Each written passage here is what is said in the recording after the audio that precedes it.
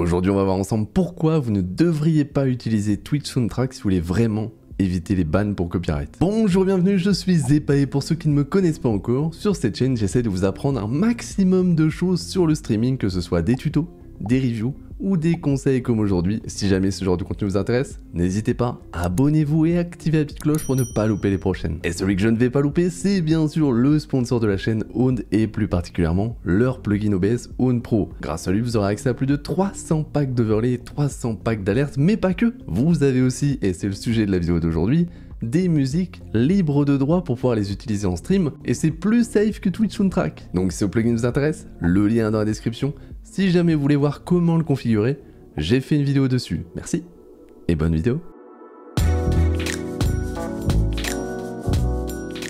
Bon alors déjà, pourquoi je fais cette vidéo? Vous savez que la semaine dernière, j'ai sorti une vidéo pour vous dire de ne pas utiliser la nouvelle option d'OBS qui vous permet justement de ne pas envoyer votre musique sur la VOD de Twitch. Donc pour ceux qui ne l'ont pas vu, je résume un peu. En gros, je vous ai expliqué que ça ne sert à rien, puisqu'au final, bientôt, les maisons de disques pourront analyser les lives et non plus les VOD. Donc pas grand intérêt à utiliser cette option. Mais certains d'entre vous ont répondu en commentaire, et déjà, au nom de YouTube et du référencement, merci. Et certains du coup m'ont dit, mais il y a Twitch Soundtrack qui vient de sortir, est-ce qu'avec ça on n'est pas sûr de ne pas se faire bannir? Alors au début j'ai répondu aux 2, 3 premiers, mais au bout du 4e, oui je me lasse assez rapidement, je me suis dit, faut que je fasse une vidéo, comme ça je réponds à tout le monde en même temps, ce sera plus simple. Donc est-ce que Twitch Soundtrack est safe, et surtout est-ce que vous pouvez l'utiliser en étant sûr de ne jamais avoir de strike? Et bien là, c'est pas moi qui vais apporter la réponse, mais bien les maisons de disques elles-mêmes. Je vous mets en description un article qui résume très bien la situation, mais il est en anglais. Donc moi, je vais vous faire un résumé ici en français. Donc pour résumer un peu la situation, on a Twitch qui arrive tout content avec son application Twitch Soundtrack en disant aux streamers « C'est bon, vous pouvez utiliser toutes nos musiques, 100% safe, vous aurez jamais de strike. » Sauf que les maisons de disques, elles arrivent et elles disent « Bah non ». Puisque d'après elles, Twitch ne paie pas la licence qui est nécessaire pour que les streamers puissent diffuser ces musiques sur la plateforme.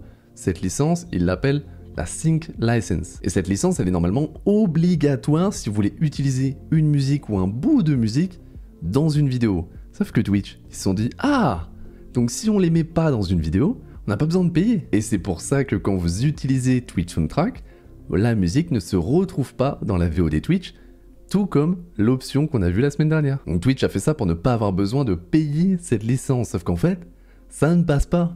Les maisons de disques et les artistes disent que Twitch doit payer cette licence pour que les streamers puissent diffuser ces musiques. Et le deuxième point que les maisons de disques et surtout les musiciens n'apprécient pas dans la façon de faire de Twitch, c'est qu'aujourd'hui, les artistes qui mettent leur musique sur Twitch Soundtrack ne sont pas payés. Ou en tout cas pas payés avec de l'argent. Et oui, si vous êtes musicien et que vous voulez mettre votre musique sur Twitch Soundtrack, aujourd'hui, vous serez payé en exposition. C'est tout. Donc c'est vraiment les deux points importants qui font que Twitch Soundtrack, pour l'instant, n'a pas un très bel avenir parce que soit Twitch décide de coopérer et de payer les licences nécessaires et aussi de payer les artistes en passant, soit ça va se transformer en bataille juridique comme en 2007 avec YouTube. Et je sais que certains vont me dire oui, Jeff Bezos, il contrôle le monde, il est très puissant. Je vous rappelle quand même que Google n'a pas réussi et que dans ces affaires-là, bien malheureusement, les lois et le gouvernement sont du côté des maisons de disques. Donc même Jeff Bezos, il va avoir du mal à s'y opposer. Donc voilà, maintenant vous avez un résumé de ce qui est en train de se passer. C'est à vous de voir ce que vous en faites. Moi en tout cas, je n'utiliserai pas Twitch Soundtrack parce que de 1, on ne sait pas si demain ce sera safe. Et de 2, parce que j'apprécie pas vraiment la façon de faire de Twitch et ça m'amène à une question. Est-ce que Twitch pouvait faire mieux?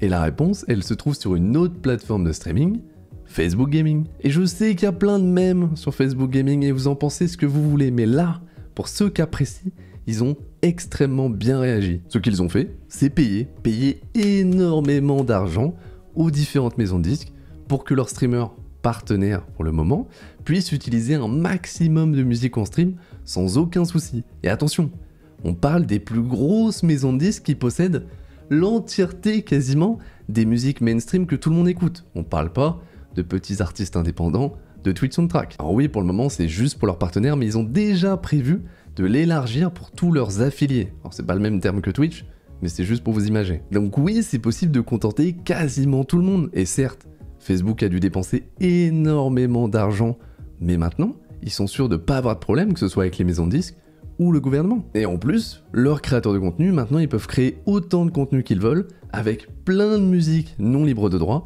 et ils sont sûrs de ne pas avoir des strikes et de pas perdre leur chaîne. Et qu'on ne me dise pas que Twitch ne peut pas le faire, parce qu'à chaque fois que je parle de Twitch, on me ressort Amazon, qui est une des entreprises les plus riches du monde, donc ils peuvent se permettre ce genre d'investissement. Et voilà, c'était une petite vidéo pour vous donner mon avis sur Twitch On Track, vous en faites ce que vous voulez, n'hésitez pas à me dire en commentaire quand même ce que vous en pensez, si vous êtes d'accord ou non avec moi. Dans tous les cas, j'espère que cette vidéo vous a plu, si c'est le cas, abonnez-vous, activez la petite cloche. Moi je vous retrouve les mardis, jeudis, dimanches à partir de 19 h sur Twitch, ou bien dans une autre vidéo, et comme d'habitude, amusez-vous.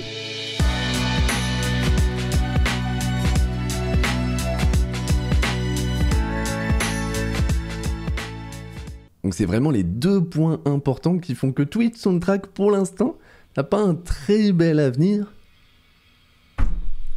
Oh.